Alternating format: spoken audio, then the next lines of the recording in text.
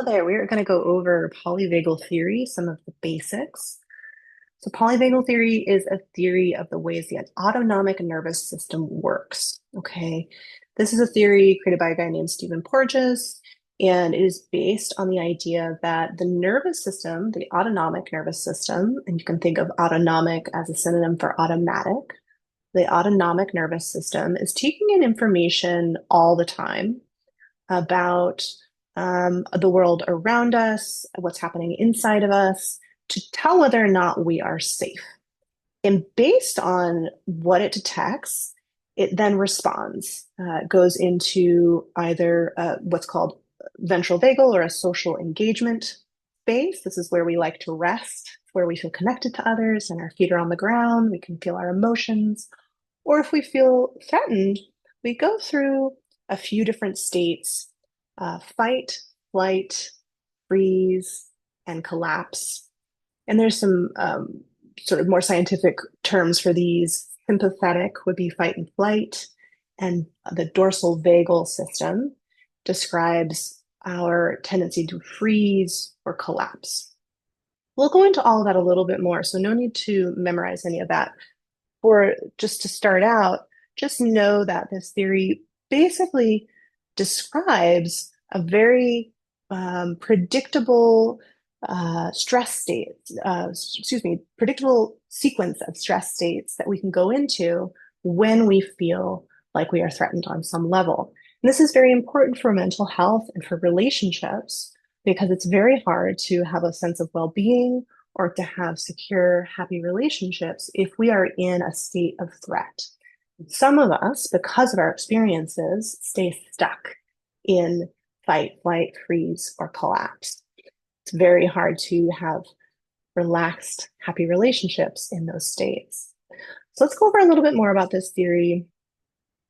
One thing this image, actually, I'll go back a little bit, was representing is that the state that we're in really determines the story that we tell about the world around us. So this is another reason this theory is really important, is if you find yourself seeing the world as very dangerous, overwhelming, or not worthwhile, it may be related actually to your nervous system and where it might be stuck.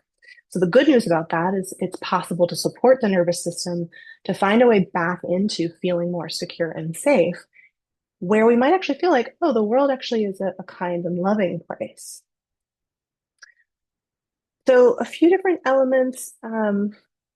When it comes to searching for safety, we often are unconsciously looking for a few things. The nervous system is looking for context, which basically means, do I understand what's happening or why things are happening around me? We're also always looking for choice. Do I have choice in what's happening to me? And lastly, we're looking for connection. We only really feel safe as a very social species if we feel that there are connections we can reliably lean into. Along those lines, co-regulation is considered a biological imperative, not just in polyvagal theory, also in attachment theory and other psychobiological approaches. In polyvagal theory, the idea here is that two nervous systems can co-regulate, meaning they can find their way back to a sense of safety and security by sending and receiving signals of safety. Two nervous systems can also send signals of threat to one another. And you may have been in relationships like that before, where for some reason you just can't feel comfortable or safe with somebody. This is one of the organizing principles of polyvagal theory. Co-regulation is part of what the nervous system is looking for generally. Neuroception refers to how the autonomic nervous system is always detecting whether we're safe or not, whether we're consciously thinking of it. Okay, and this is important to know because you could be going along your day and really, on a conscious level, see that, oh, I'm safe and everything's kind of normal. But on an unconscious or sort of autonomic nervous system level, you might pick up on a relatively minor thing that maybe is connected to a trauma that you went through. Maybe it's something out of the corner of your eye. You know, we're designed as human beings, like a lot of animals, to have peripheral vision. So if something comes out from the bushes, we can protect ourselves. So all these little things can be registering on a basically automatic level that can contribute to where our nervous system rests. And lastly, the third really key part of polyvagal theory is that it is thought that there is a hierarchy. So, as I mentioned before, three predictable pathways of response. So, we start in what's called ventral vagal, which is the social engagement system where we feel connected and grounded. If we feel threatened, we then go into sympathetic, that's the fight or flight. And if we continue to feel threatened, our nervous system goes to dorsal vagal, which is freeze, kind of like deer in headlights, or play dead. Okay. Let's talk next about a little bit more about co-regulation. As I mentioned earlier, we can send cues to one another, whether we are safe or not. And sometimes this goes well. We invite new possibilities through co-regulation, or if it's one of those relationships where you, for some reason, keep sending and receiving threat signals, it may end up being kind of like a very wearing relationship or a very volatile relationship. And so this is another thing to really notice as you start to think more about polyvagal theory, how it applies in your life is who in my life am I able to really feel safe in the presence of? Neuroception, again, that's detection without awareness, right? Am I safe or am I in danger? Okay, the autonomic timeline. So the idea here is that 500 million years ago, that dorsal vagal or kind of shutdown lizard brain part of our system developed. Now, dorsal vagal can also have a positive side. It is the part of our nervous system that gets activated when we are in a kind of rest state, provided it has some of the ventral vagal system online. So that kind of quiet rest place is like where we go when we're, say, having a massage or making love or napping with a loved one, where you can feel safe being immobilized in the presence of another.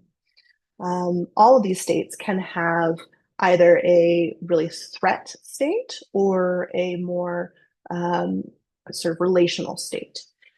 So next in evolution, 400 million years ago, the sympathetic nervous system developed. That is, again, that fight or flight.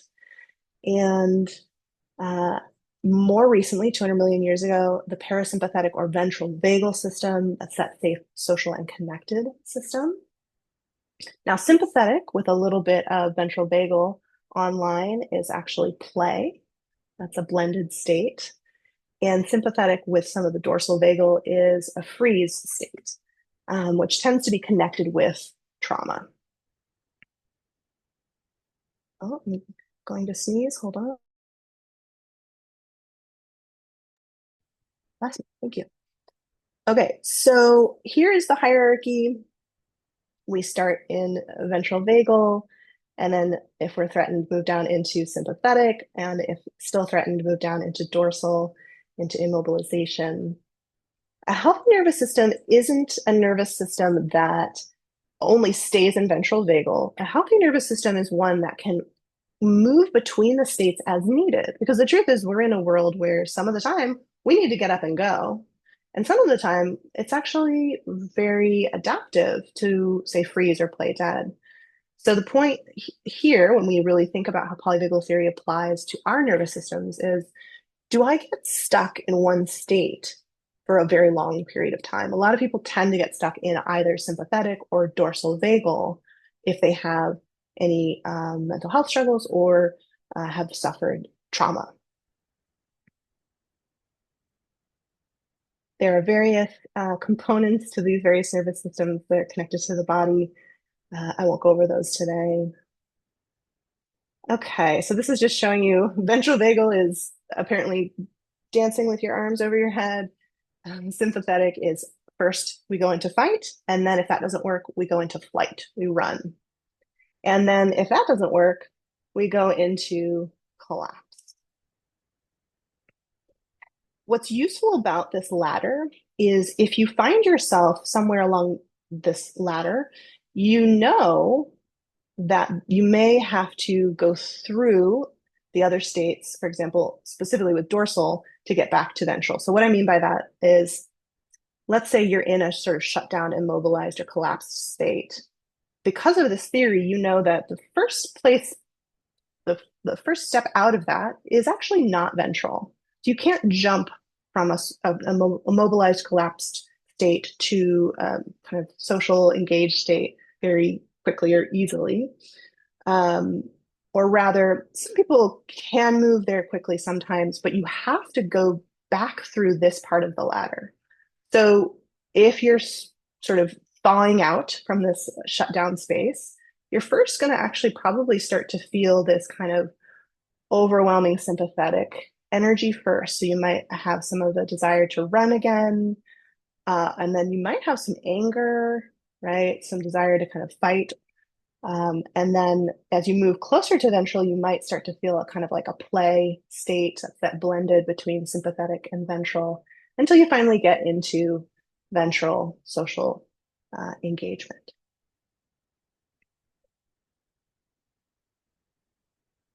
Okay. So the social engagement system, this is basically when I said earlier that we in relationship can send and receive cues of safety. All of the cranial nerves that are connected to these different nervous system um, parts that we've been talking about, they are also connected to all of the muscles in our face, in our eyes, in our kind of neck. And so a lot of where we send and perceive cues of safety or threat are actually on the face. And so when we're in ventral vagal, we tend to have a voice that's going kind of up and down and is maybe more melodic, and our vision is sort of wide. When we get into sort of sympathetic fight or flight, our vision tends to be more tunnel vision, and our facial expression might actually start to tighten. Okay. When we get into dorsal shutdown, you might really see a blankness on the face or kind of a zoned out, glassy look in the eyes. This is important to know, both in terms of understanding moments where you may feel less safe in relationship with others. You can start to look, what am I seeing on their face? It's also great to know when you're in relationship.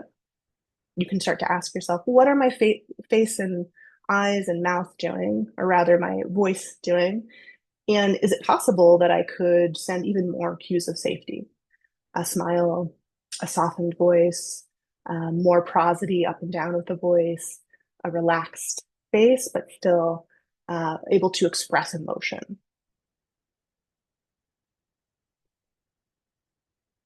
Okay, as I mentioned, there are blended states. Play is sympathetic plus ventral vagal, and safely still is ventral vagal plus dorsal vagal. The vagal break. So this basically just means that we do have uh, in our bodies uh, connections that allow us to regulate the nervous system, so that if we do get into a stress state, we can actually, if we have the right support and resources and tools, we can say, slow the heart rate down if we're starting to go into sympathetic. Um, and, some of us don't really have that vagal break developed super well. So that's part of what can happen in therapy is we really learn how to develop that break more so that we can either bring more energy in when we need it or slow down when we need to have more calm.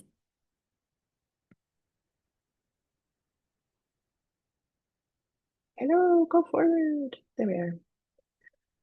Okay, so when we have all these systems online, a lot of really wonderful things happen. Okay, we can navigate the world with safety and flexibility. We see possibility, we connect.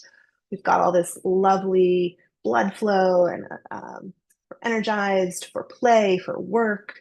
And then the dorsal vagal system working well allows us to digest, to rest, and restore. If the sympathetic nervous system takes over, generally we have this sense of unease. We're not feeling super connected. We are mobilized for fight or flight. And our parasympathetic nervous system might throw digestion out of balance. If dorsal vagal system is in charge and both parasympathetic, ventral vagal, and sympathetic are offline, you might go fully into that zoned out, shut down, dissociated place where you sort of disappear, you freeze into collapse, and you continue to have some of those digestive problems. So you can see why these things are adaptive in really stressful situations and are not going to serve us if we are in them chronically. And trauma is a chronic disruption of connection. Okay. So, on an autonomic nervous system level, trauma really teaches us, well, go back. Trauma teaches us that we don't have the safety we need to return to ventral vagal. Okay. So that's why you see these circles. Some of us get stuck moving between dorsal and sympathetic. Others get stuck more just in sympathetic. And when we're healing from trauma and really teaching the nervous system that we can be safe within ourselves and in relationship, then we have more of this kind of autonomic nervous system flexibility. We can, if we see a challenge, move from ventral vagal into sympathetic. Maybe at work, you're really taking on something that is a little stressful. Your system can mobilize some energy to help you. And in other situations, maybe you need a little bit more of that stillness and a little bit more of that kind of ability to bring energy down. So you might be able to move more into the dorsal vagal, but there's enough of that vagal break and enough ventral vagal sort of memorized in your system to come back out of that as you need.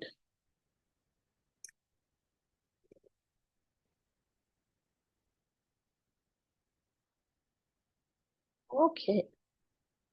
All right. And I think this will be probably one of the last slides we go over. When we're in these different states, we've talked about how state informs story. So in that dorsal vagal state, we tend to see our life in the world as a place where we are disconnected. Okay. We may be self-critical and feel like we're not going to measure up to anyone else. In that sympathetic place, we might feel competitive, we might be in judgment, might be critical of others, and feel that we have to be better than everyone else. Whereas in ventral vagal, we can connect, collaborate, cooperate, and really feel self-compassion and compassion for others. We'll stop here, and I will have another video for you for completing the personal profile map. So stay tuned for that. And thanks for listening.